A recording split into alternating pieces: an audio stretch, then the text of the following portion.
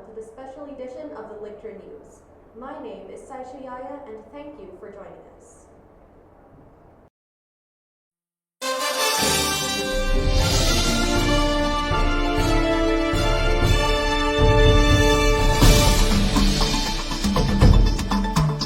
In the news, 6 formers benefited from an intense career guidance program orchestrated by the women of Queen's College.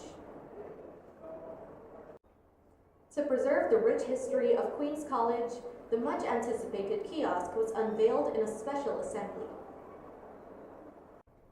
In commemoration of 180 years of excellence, alumni and present students of Queen's College unveil a plaque at the High Court. Students of Queen's College will now benefit from ultra-modern technical and vocational building.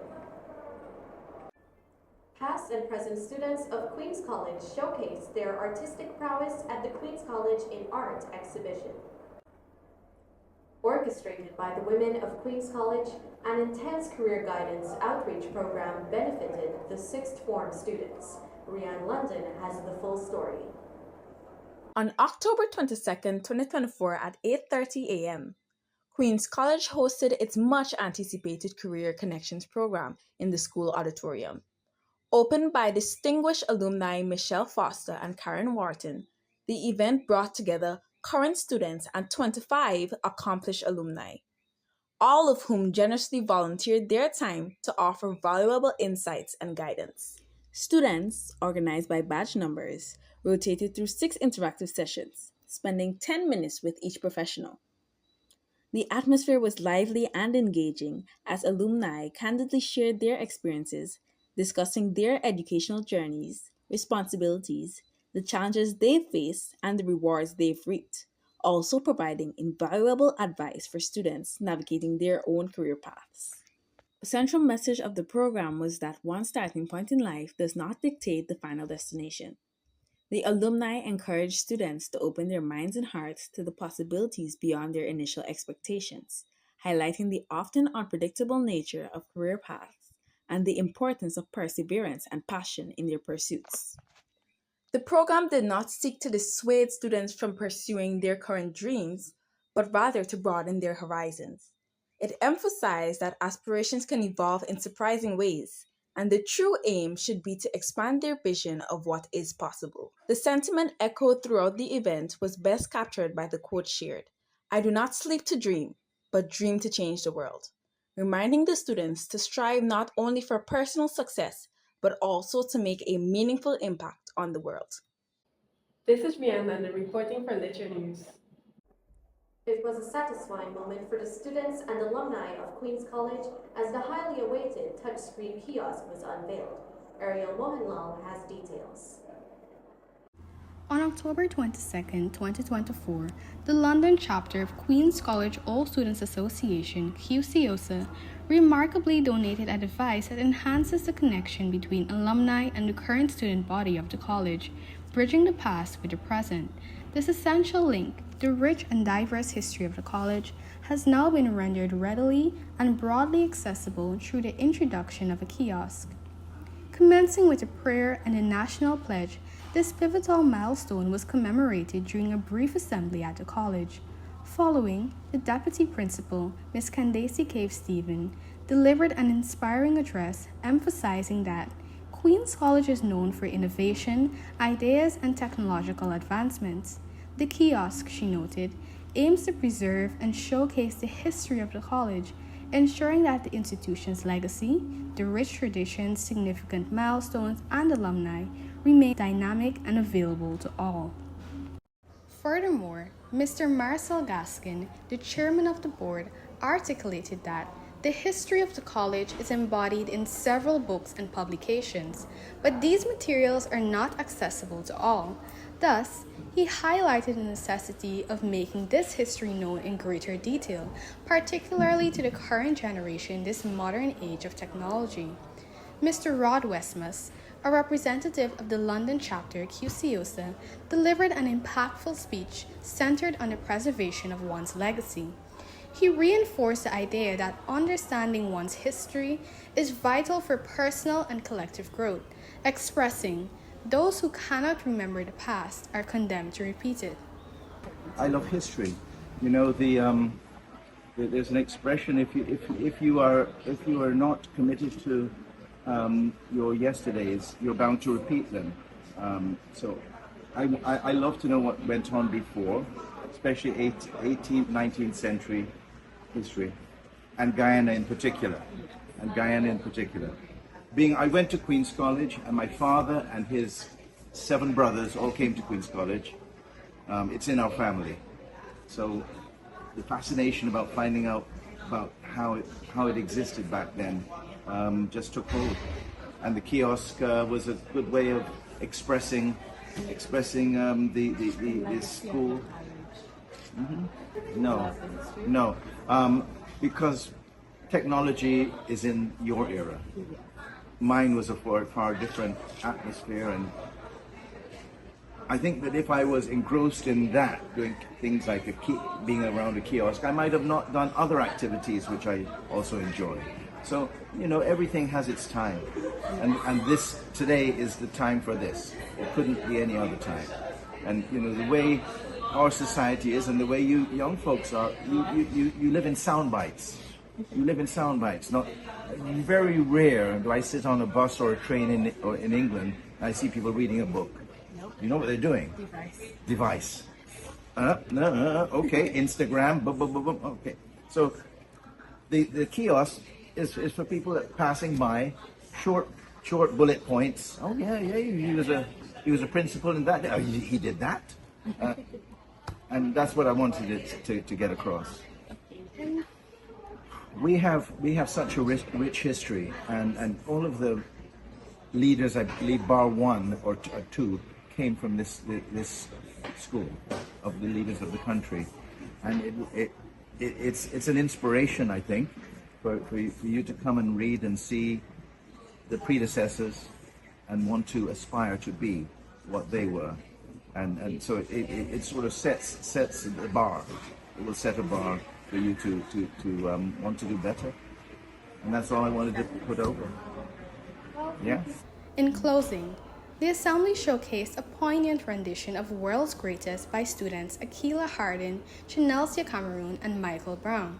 Finally, alumni and distinguished guests assembled for the ceremonial unveiling of the kiosk, symbolizing a new chapter in the college's narrative.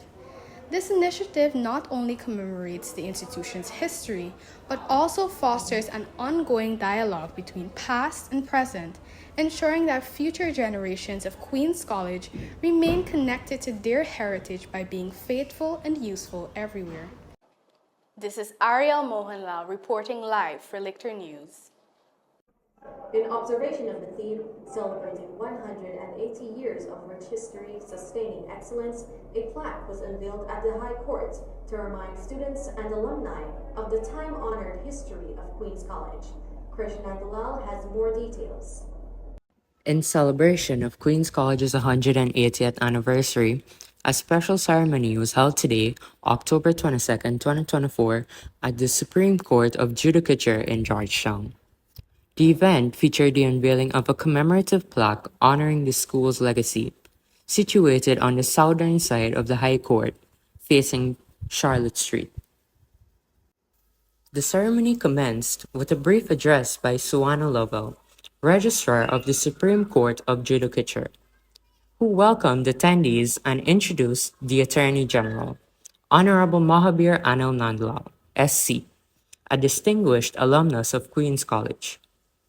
In his remarks, Mr. Nandlall emphasized that attending Queen's College provides an unparalleled foundation for personal and professional success. The gathering concluded with a heartfelt rendition of the Queen's College School Song, sung by alumni, students, and teachers. This was followed by the formal unveiling of the plaque. The symbolic gesture links two of Guyana's most esteemed institutions, highlighting their shared contributions to the nation's development. In an interview with Lictor Live, Christopher Belfield, the current Public Relations Officer of the Queen's College Old Students Association, QCOSA, spoke about the significance of the plaque's placement at the Supreme Court of Judicature noting the court's important role in the history of Queen's College. As is important for me because it affords an opportunity for us to share Queen's College's history with the rest of our Chinese community and population by having this plaque here. And as you know, we're celebrating our 180th anniversary under the theme celebrating 180 years of rich history, sustained excellence. And observing that history and celebrating that history, we thought it imperative to highlight the sites that Queen's College would have been on over the years. And the High Court here was the first site, which was established in August of 1844. And it was then Colony House, and it housed about 11 to 15 boys, and it was called the Queen's College Grammar School. Today, this site is the site of the majestic High Court, an institution of justice and securing rights. And we have had a number of luminaries over the years. Queen's College has produced that have been in the legal fraternity as judges, as magistrates, and as practicing attorneys of law, both in the public and private areas of practice. So that is why this is significant to myself and, Queen's College family at large. As the week of celebrations continue, the Queen's College community remains enthusiastic in honoring 180 years of achievement and looks forward to exploring more of the school's rich history. This is Krish Nandlall reporting for Lictor News. The newly commissioned state-of-the-art TVET building is now available to the sons and daughters of Queen's College. Here is more from Malia Haley. Queen's College students proudly welcomed the opening of a new technical and vocational education and training building donated by the Ministry of Education in celebration of the college's 180th anniversary. On Tuesday, October 22nd, 2024, Queen's College continued its celebrations by unveiling a new TVET building, complete with 6 new laboratories. The event began with a prayer and the recitation of the National Pledge, followed by Ms. Ranella Harris, the chairperson, introducing Dr. Ritesh Tularam, the Deputy Chief Education Officer, for remarks. Dr. Tularam expressed gratitude to the Ministry of Education for the generous donation and emphasized the importance of TVET subjects, encouraging students to pursue careers in those fields. Moreover, the Minister of Education, Honorable Priya Manichan, addressed the audience of students and other distinguished alumni by thanking the performers for their outstanding performances and school spirit at a special assembly before officially commissioning the building. In her speech, the minister noted that students are now provided with unique opportunities while also highlighting the importance of practical education. Additionally, musical performances by Raphel Shaw and Syesha Yahya delighted the audience along with a vibrant dance by the Allure Dance Group. The event concluded with Senior Prefect Ihatiah Frank cutting the ribbon to officially signify the opening of the building. It was then followed by a tour of both floors of the building located at the southeastern section of the compound, led by Ms. Eiffel, the head of the Home Economics Department, and Mr. Nasir, the head of the Industrial Technology Department. The students of Queen's College extend their heartfelt gratitude to the Ministry of Education as they are now able to benefit from the new TVET building due to this remarkable investment in their education. This is Maliha Haley reporting for Lictor News. Alumni and students with an exceptional mastery of art showcased their work at the Castellani House.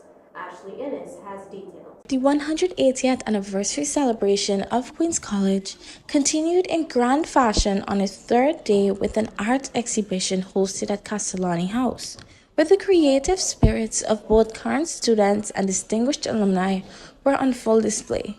The gallery, a vibrant fusion of past and present talents, showcased a wide range of artistic styles, offering viewers a journey through the minds of the artists. Notable alumni, including Saskia Tuhir, the college's top CSEC performer in 2022, Arun Sugnarayan, Vasana Persaud, Crystal Duncan, Nikhil Ramkaram, and more presented artworks. Alumni Arun Sugnarayan and Saskia Tuhir shared their inspirations, Thugnaran mentioned that he's always been interested in the arts, particularly in drawing and painting from a young age. His passion deepened during his time at Queen's College, where his teacher, Miss Holder, helped him develop his skills. He appreciated how the exhibition bridges alumni and the students. I think the arts is something that is sort of innate, and for as long as I can remember, I've been interested in the arts, especially as a child, and particularly with things like drawing and painting. I've probably been delving into it for for a good amount of time. Honestly, like it's for as long as I could remember. But I guess I started taking it a bit more seriously before high school, and Queen's College, it sort of provides that space for you to delve into the arts a bit more. I remember, I had my teacher, Miss Holder. I kept visual arts as a subject from first all the way to fifth form, and I did it at CSEC, which is not something that a lot of people really do. So yeah, I'd say I've always had a sort of interest in the arts. I love the fact that they're very inclusive. If you look at the exhibition, it's students that are currently there from the younger years and alumni as far as Randy Madre. And myself, I am an alumni, it's about 3 years now. I graduated 2021. So I love to see that, there's still this appreciation for the arts and that they're fostering this space for alumni and current students alike to display their pieces. Saskia Tohir shared that her passion for art began at a young age, with her father enrolling her in classes at the Borough School of Arts when she was 8. At Queen's College, Ms. Violet Holder supported her artistic growth, helping her pursue CSEC visual arts. Tohir continues art as a hobby and felt humbled to have her work displayed, seeing it as part of her legacy at Queen's College. One day, my father decided to sign me up for classes at the Borough School of Arts. I pursued that. That was at a really young age, around the age of 8.